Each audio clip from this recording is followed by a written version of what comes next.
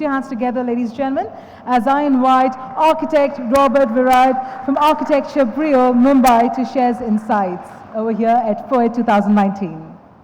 I'd imagine when a 19th century man or woman would try and imagine the future, his dreams was shaped by history and restricted by the knowledge of science and religion, would be unlimited by the limitations of the world.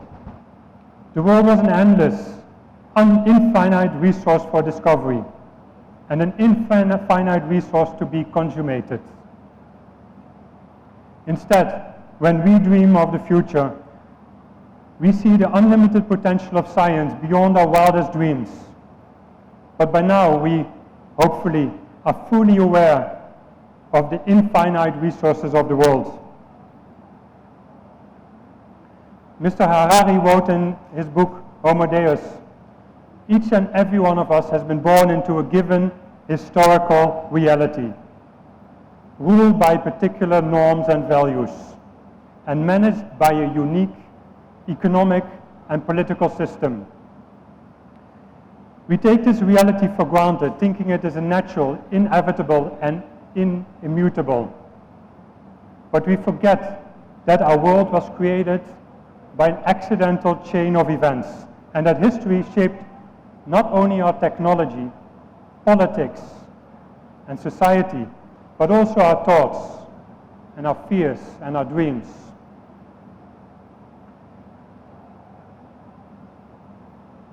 The cold hand of the past emerges from the grave of our ancestors, he writes, and it grips us by the neck and directs our gaze towards a single future. We have felt that grip from the moment we were born, so we resume that it is a natural and inescapable part of who we are. And therefore we seldom try to shake ourselves free and envision alternative futures. How do we envision an alternative future for the architecture?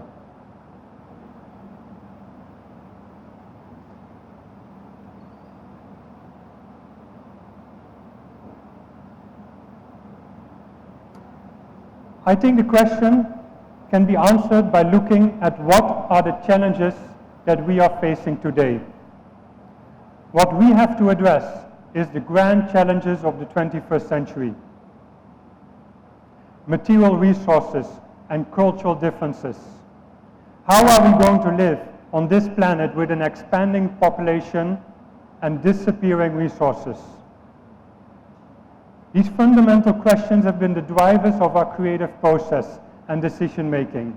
And today I will address these questions through 5 different projects that we each approach these problems from different angles. The first, how do we avoid the devastation of the rural landscape by urbanization? How do we deal with this landscape, the home of farmers over centuries, but now the playground of urban citizens, becoming disrupted and disturbed? Here in the Western Ghats of India, a UNESCO World Heritage Site, from the hills, numerous rivers and streams find their way down through an undulating landscape, eventually feeding into the Bombay Bay. And we asked ourselves, will we be able to create different relationships between the new settlers and this rural landscape?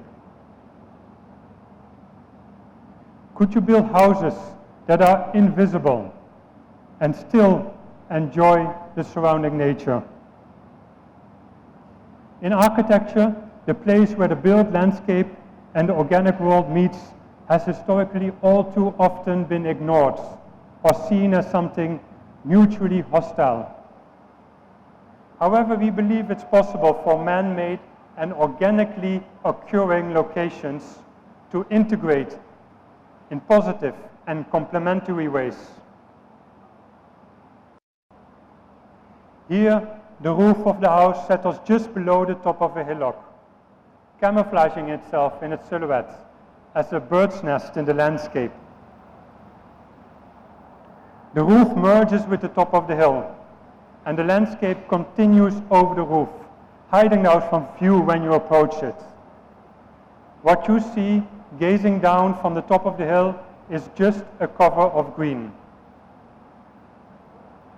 Underneath the grass cover, the house has expansive views of the surrounding. The building is made to age and weather. And there's something sublime in the dramatic collision between the order of geometry and the unpredictability of nature. At the intersection of both, there is choreographed ruin or decay, and it meditates upon the inevitability of time and the forces of nature within which one can find both joy and comfort.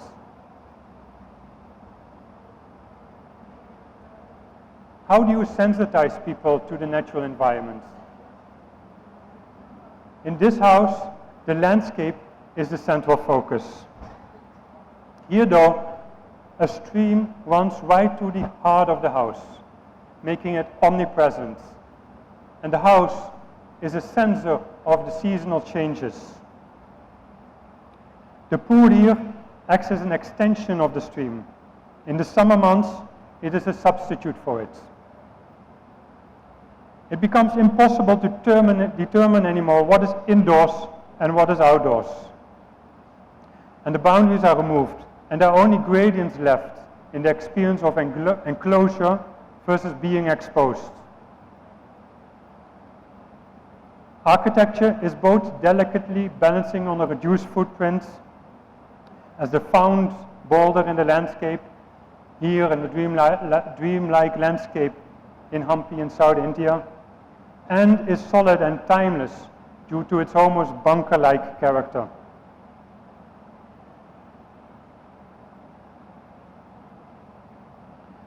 These two houses that I just showed now interact with the natural environment in very different ways. The house on the stream challenges the convention that in order to engage with the surrounding, architecture should be rooted and settled. Instead, here the concrete volumes float over the stream and hover over the land. And by not resting the corners of the building on the ground, it paradoxically strengthens its relationship with it. On the other hand, the riparian house plays hide and seek with the landscape. As an amphibious creature, it peeks across the perennial river flowing by. And by virtue of the way it engages with the topography, it tends to become invisible.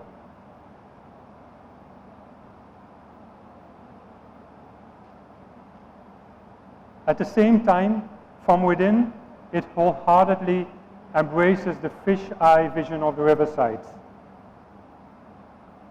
These two projects hope to generate impact in an inspirational and exemplary form. But simultaneously, the world is in a massive shortage of housing due to an expanding population and disappearing resources.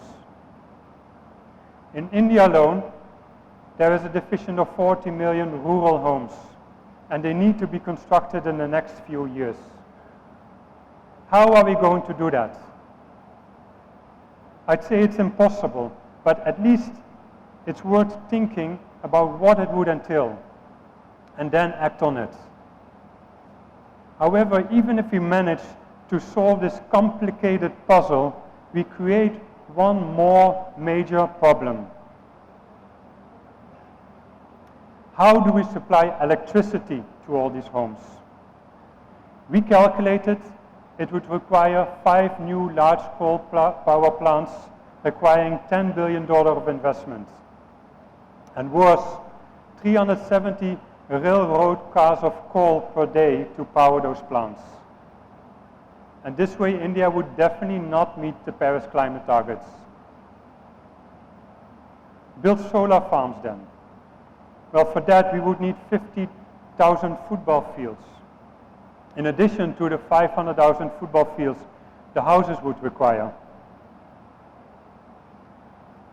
So why not combine these challenges and build homes underneath these solar farms? And in the meantime, solve one more major problem of housing, because who would finance building those 40 million homes?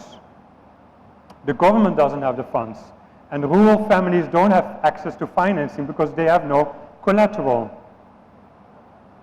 But now the solar roof is a collateral, and the energy produced by the solar power panels provide 25 times more than the house needs. So this electricity gets sold on the market and pays back the investment over an 18-year period towards the construction of the house. But like almost all rural sites, access and distance to a city with large construction equipment is a challenge. So prefabrication in this high-tech solution would be ridiculously inappropriate. But prefabrication is paramount to build at speed and quality. So we reinvented the idea of prefabrication. We needed to miniaturize the prefab elements so that they could be assembled without the need of a crane. The support structure is made of prefab concrete blocks that get bolted together with nuts and bolts on site. And we developed a column system that consists out of small blocks that weigh less than 20 kilograms and therefore easy to carry. The concrete acts as a mass. And the central rod that is screwed to tighten the blocks together takes all the tension. If any of you still remember those little push-up toys we used to play with as kids, it works exactly like that. This is the village of Machagaon, 300 kilometers east of Mumbai, where the first prototype is being built. Here we tested the ease of assembly of the system.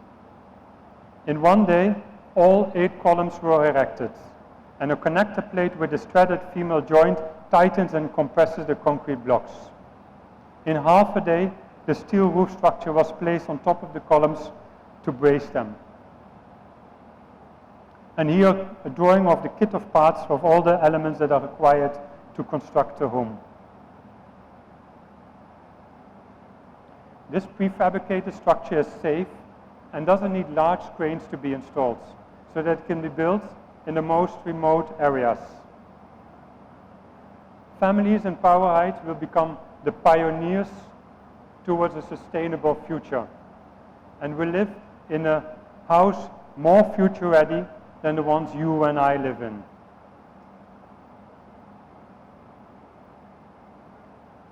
Now to Mumbai. How do we deal with land in coastal areas, considering the threat and, as we saw this monsoon in Mumbai, the reality of rising sea levels? On one hand, we could say, let's just avoid building near the coast. But coastal areas are naturally some of the most desirable places to settle, either because of livelihood or because of environmental qualities. Could you instead deal differently with the land? Can we build in climate resilience and use building methods that have less impact on fragile ecosystems, as well as are future ready and could accommodate those rising sea levels? Here, the Mumbai Artist Retreat that is about to be completed is poised to become a place where artists can work in a spacious, natural environment away from the heavy physical and psychological demands of the global metropole.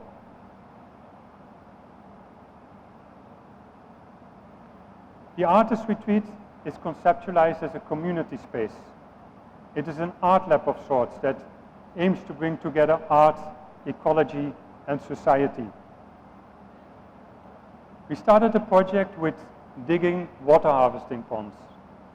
It replenishes the groundwater table with sweet water in the monsoon and prevents it from turning saline in the dry season.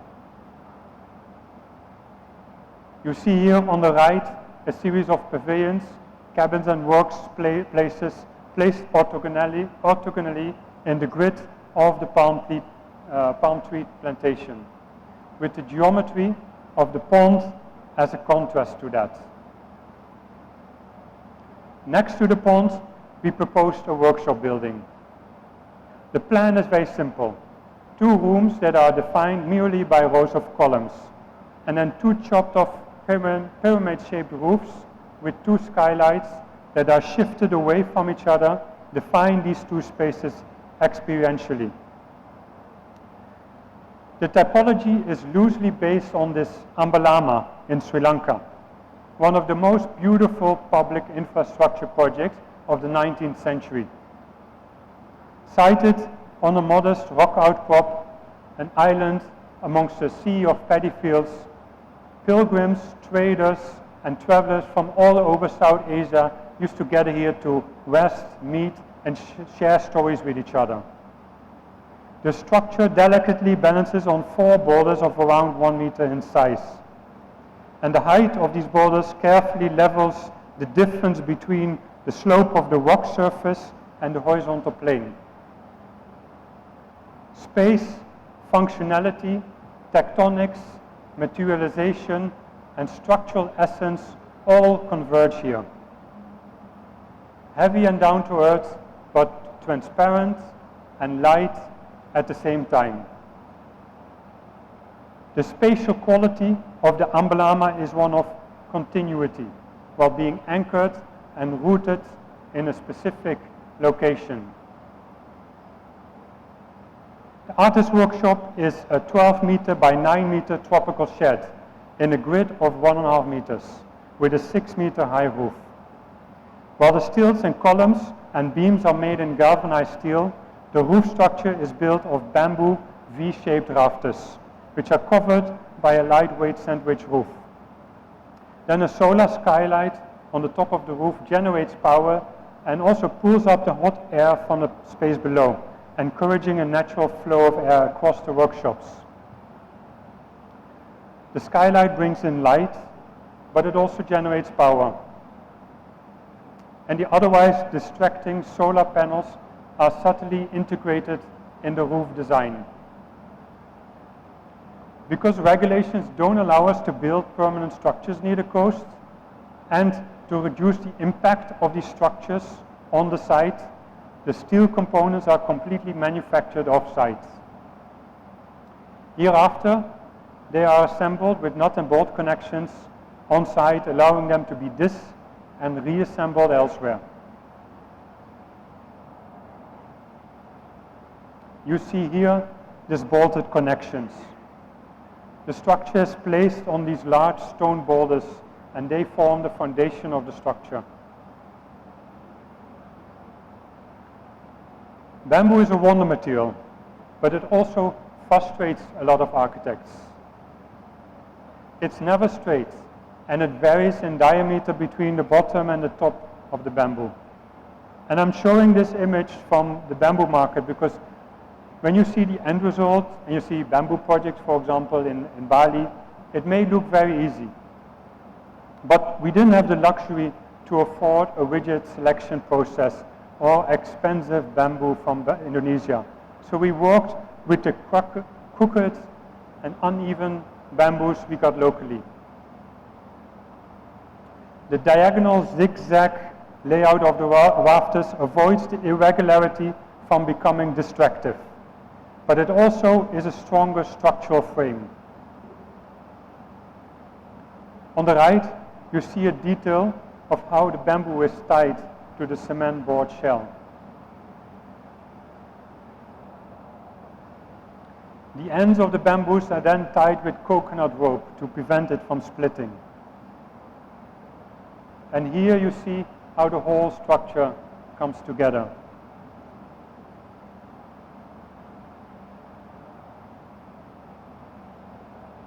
How do we build in pristine, natural landscapes? People have an inherent yearning to retreat to those undisturbed parts of the planet. And as urbanization intensifies and our feeling of isolation from the natural world grows, our desire for a place away from the life in the city increases.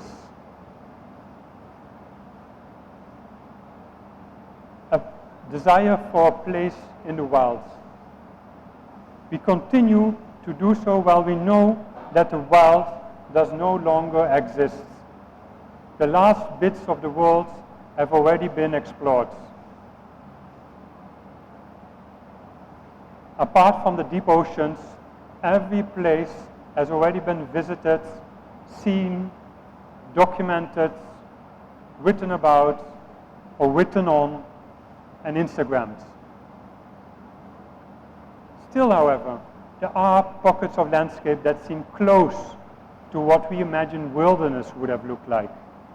And we want to inhabit those places. We want to explore them.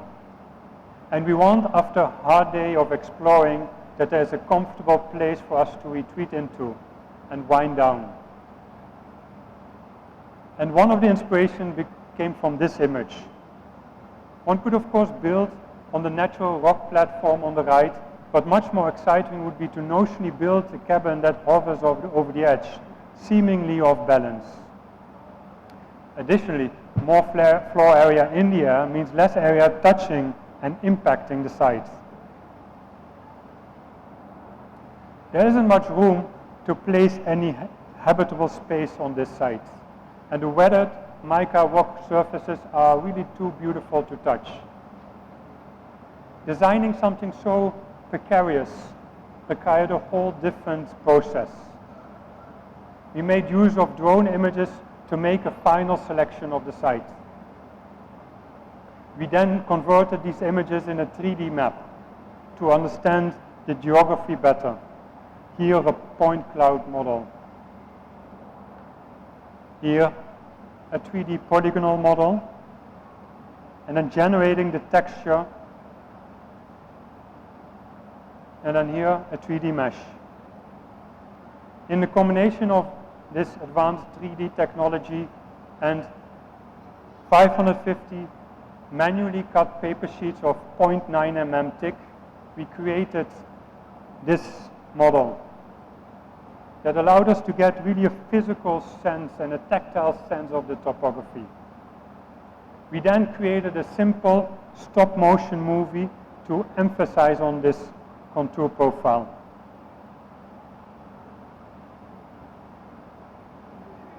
The design strategy of this trekker's hut is very simple. 3 wings cantilever out of a central triangular core.